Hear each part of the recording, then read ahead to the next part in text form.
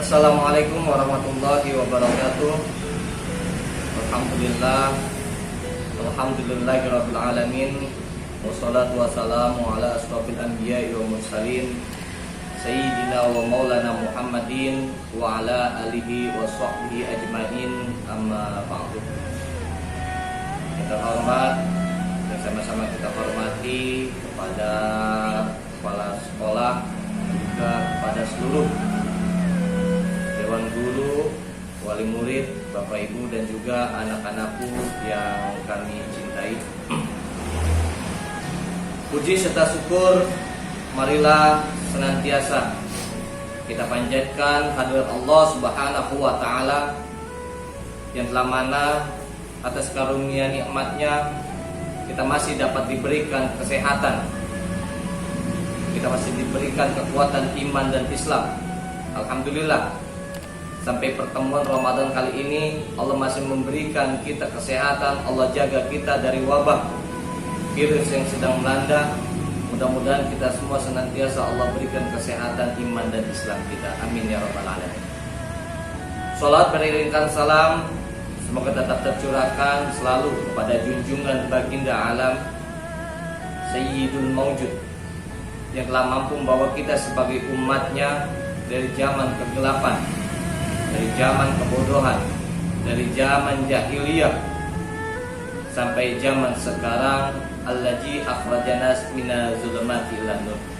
Siapa lagi kalau bukan pangeran baginda Nabi besar Muhammad sallallahu alaihi wasallam.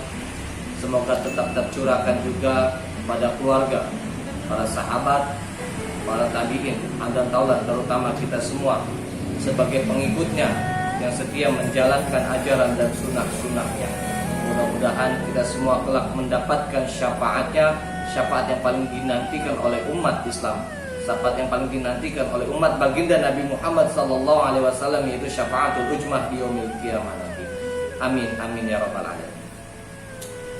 Anak-anakku yang mudah-mudahan Allah berikan ilmu yang bermanfaat, kita lanjutkan kajian hikmah Ramadan. Setelah kita belajar beberapa hal tentang manfaat puasa, di sini Bapak akan menjelaskan tentang keistimewaan yang ada pada bulan Ramadan. Ada banyak hal keistimewaan yang terdapat pada bulan Ramadan. Di antaranya yaitu keistimewaan dalam beribadah. Dari 1 tahun 12 bulan, ada 1 bulan yang paling mulia, keistimewaan di bulan puasa, atau keistimewaan yang terdapat di bulan Ramadan. Yang pertama, puasa itu adalah jihad. Apa yang dimaksud jihad? Nabi bersabda, berjihadlah dirimu dengan lapar dan haus, sebab pahalanya sama dengan jihad fisabilillah. Tidak ada amal yang lebih dicintai Allah kecuali lapar dan haus. Artinya, ketika kita melaksanakan berpuasa dengan melaksanakan ibadah-ibadah yang lain dengan secara benar, kita sudah melaksanakan jihad fisabilillah. Jihad melawan diri sendiri, jihad melawan hawa nafsu. Apapun yang kita lakukan dengan menahan diri kita semata-mata mengharapkan ridha dari Allah Subhanahu wa taala, itu sama seperti pahala yang berjihad. Maka Allah suka dengan orang-orang yang berpuasa dengan menahan segala hawa dan nafsu. Yang pertama. Yang kedua, puasa itu adalah perisai. Puasa itu perisai yang membentengi manusia dari neraka. Puasa itu untukku dan aku sendiri yang akan memberi pahalanya, kata Allah. Puasa itu untukku dan aku sendiri yang akan memberi pahalanya, kata Allah. Jadi orang yang berpuasa itu berarti dia membentengi dirinya. Puasa itu adalah ibaratkan seperti perisai yang dapat membentengi dari hal-hal yang buruk, seperti bergibah, berbohong, melakukan hal-hal maksiat yang dibenci Allah. Dengan berpuasa kita menghilangkan sifat-sifat itu semua, sehingga Allah itu suka kepada orang-orang yang berpuasa, karena berpuasa dapat menjaga diri dari hal-hal yang tidak baik. Lalu selanjutnya, puasa itu adalah suatu keberkahan. Sungguh telah datang kepadamu bulan yang penuh berkah. Allah mewajibkan atasmu berpuasa. Saat itu dibuka pintu surga dan ditutupnya pintu neraka.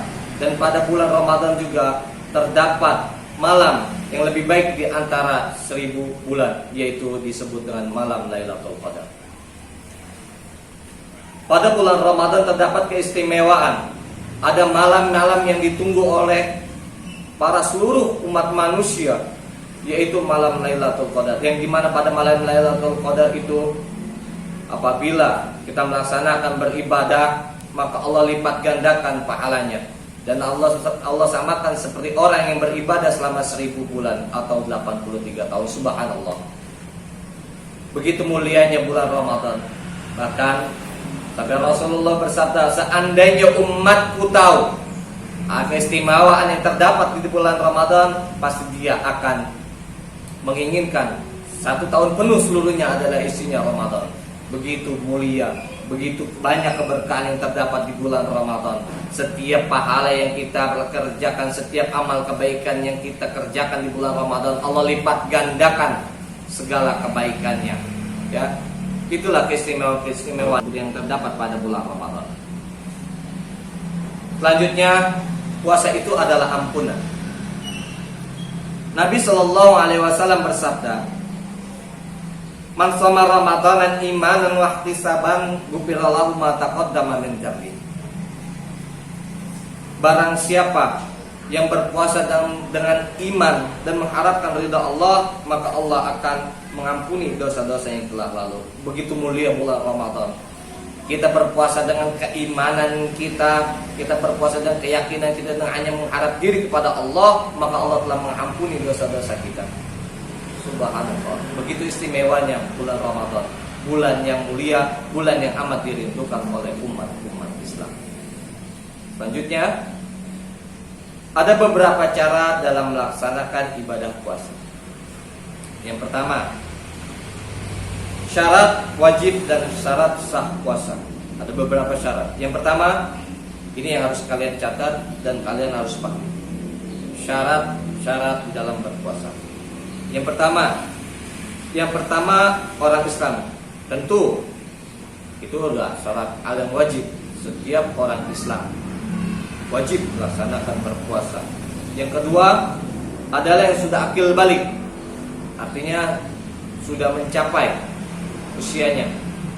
Bagi perempuan biasanya ditandai dengan haid, ya. Untuk laki-laki biasanya ikhtilam dengan mimpi basah.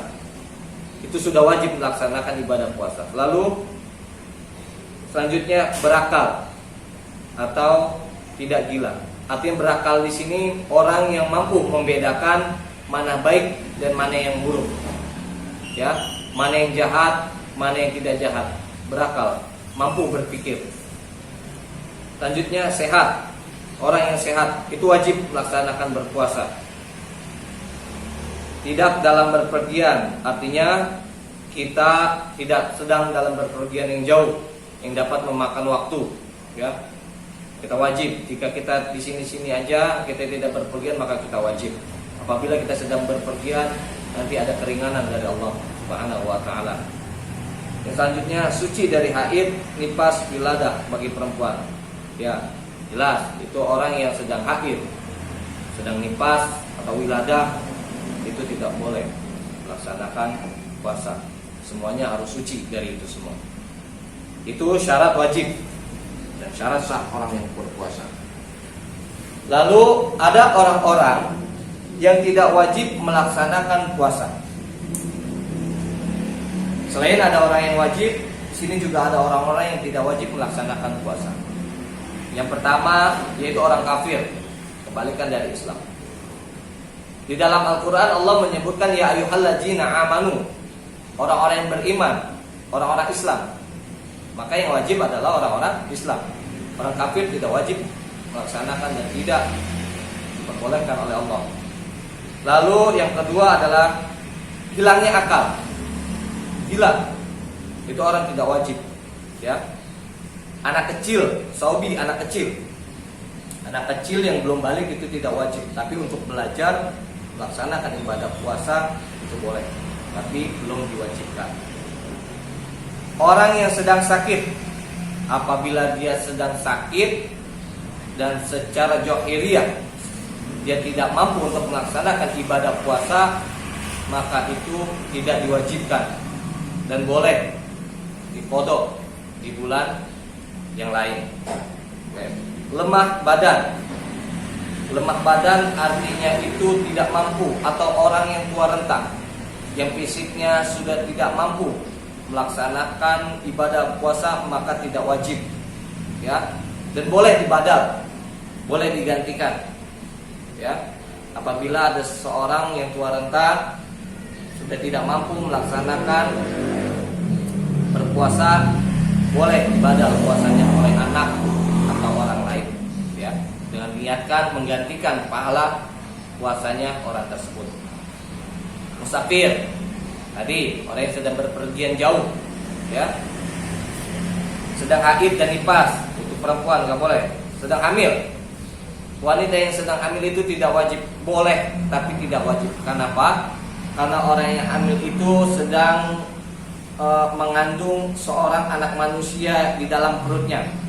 Untuk orang hamil itu ada nutrisi yang harus diserap oleh seorang janin. Jadi ketika ibu berpuasa, takutnya ketika dia melaksanakan ibadah puasa akan berpengaruh oleh janinnya, maka tidak wajib, ya, boleh diqadha atau membayar fidyah, ya. Lalu ibu yang sedang menyusui, sama halnya ibu yang sedang menyusui, takutnya ketika sedang menyusui air susunya ketika berpuasa itu kering, ya, berpengaruh akan bayinya, ya. Kita lihat dulu lebih banyak mudaratnya. Jika banyak mudaratnya untuk bayi, ya, itu nggak boleh, boleh diganti di bulan lain atau membayar fidyah. Yang selanjutnya yaitu pekerja berat, yang terakhir. Yang tidak wajib di sini adalah orang yang melaksanakan pekerja berat. Artinya pekerja berat di sini orang yang kerjanya benar-benar dengan melakukan fisik, ya. Mungkin kalau kerja-kerja yang seperti di sini masih wajib berpuasa. Ini pekerja berat yang pekerja berat dimaksudkan di sini adalah seperti seorang bila dia berpuasa maka akan membahayakan bagi dirinya, maka itu tidak wajib dan boleh diqadha atau membayar fidyah.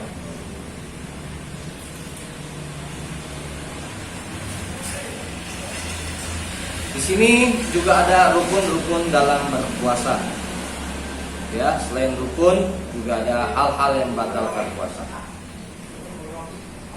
Ada niat. Niat biasanya kita lakukan pada malam hari, ya.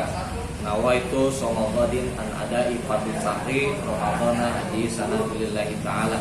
Kita niat pada malam hari untuk melaksanakan ibadah puasa, itu adalah rukun di dalam berpuasa. Lalu menahan diri dari segala hal yang membatalkan puasa sejak terbit fajar sampai terbenam matahari. Kita tahan diri kita dari hal-hal yang membatalkan puasa. Apa saja yang membatalkan puasa? Ada hal yang membatalkan puasa, ada hal yang membatalkan pahala puasa. Ya, hal yang membatalkan puasa yaitu makan dan minum dengan sengaja. Jelas, ya, batal karena kita makan dan minum dengan sengaja. Yang kedua, muntah.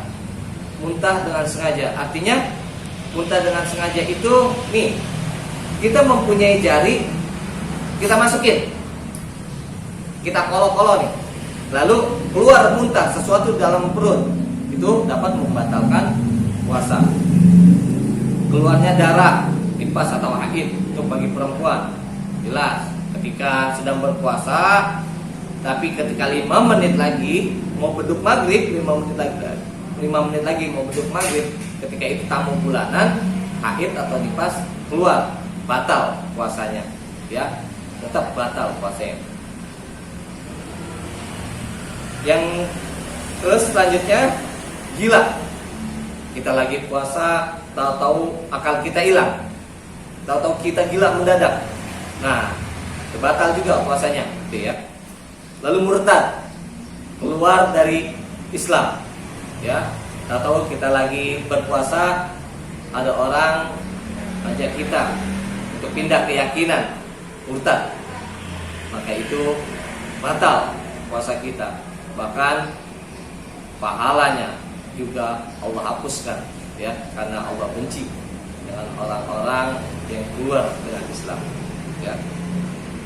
Anak-anakku yang dimuliakan Allah Subhanahu wa taala, banyak hal untuk menggapai pahala di bulan suci Ramadan ini dengan melaksanakan sunnah-sunnah, ya, diantaranya yaitu mengerjakan sholat taraweh. Itu pahala sunnah yang terdapat pada bulan Ramadan yang dapat kita kerjakan untuk menambah pahala. Lalu tadarus Al-Quran, ya, tadarus Al-Quran itu pahala sunnah, ya. Cuma pahalanya Allah lipat gandakan dengan luar biasa, ya. Jangan menjadi malas, karena dengan berpuasa kita akan menjadi malas. Dan perbanyak juga sedekah bagi yang mampu. Mungkin sampai sini dulu hikmah Ramadan yang dapat Bapak sampaikan. Mudah-mudahan apa-apa yang telah Bapak sampaikan bermanfaat bagi kita semua, dan apa-apa yang dapat Bapak sampaikan ambil yang baik-baiknya, ya, bermanfaat bagi kita semua. Kita tetap selalu jaga kesehatan, ya, tetap jaga kesehatan. Mudah-mudahan kita semua terhindar dari segala penyakit, dan Allah berikan kesehatan bagi kita dan keluarga kita, agar kita semua dapat bertemu pada Ramadan selanjutnya. Bapak akhiri, wallahu muwaffiq ila aqwamit thoriq. Wabillahi taufiq wal hidayah. Wassalamualaikum warahmatullahi wabarakatuh.